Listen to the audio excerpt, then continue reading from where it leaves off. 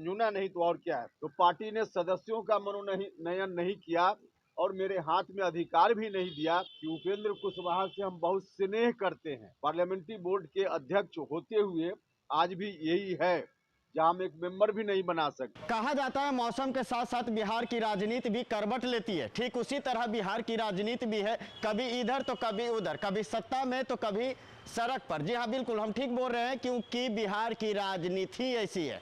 बिहार में शायद ही कोई ऐसे मुख्यमंत्री होंगे जो दल बदल कर भी एक ही मुख्यमंत्री रहे। अब बात आती है उपेंद्र कुशवाहा का, कभी जदयू तो कभी बीजेपी तो कभी अपनी पार्टी आरएलएसपी। अब मामला तुल पकड़ते जा रहा है और जदयू से दूरी उपेंद्र कुशवाहा बनाते जा रहे हैं, जिसको लेकर आज बेगूसराय में नेता प्रतिपक्ष यानी बीजेपी के नेता प्रतिपक्ष सम्राट चौधरी ने बड़ा बयान दिया। सम्राट चौधरी ने बोला उनकी राजनीतिक समीकरण अलग है, वो बड़े भाई के तरह है, जल्द ही बीजेपी में शामिल होंगे। अब बीजेपी में शामिल होने की बात तेज हो गई है, जिसको लेकर राजनीति सरगर्मी भी तेज हो गई है।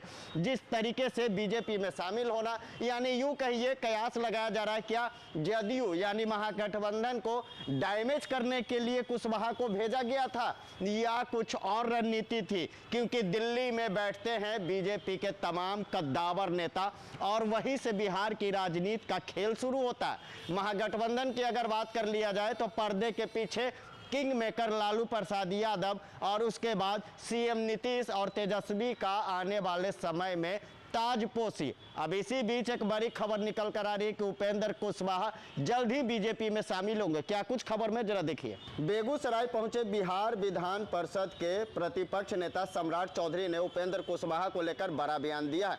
उपेंद्र कुशवाहा के सवाल पर सम्राट चौधरी ने कहा कि वह राजनीतिक रूप से दूसरी पार्टी में काम कर रहे हैं, वह बड़े भाई हैं, अगर उनके साथ से कोई प्रस्ताव आता है तो उस पर जरूर विचार किया जाएगा।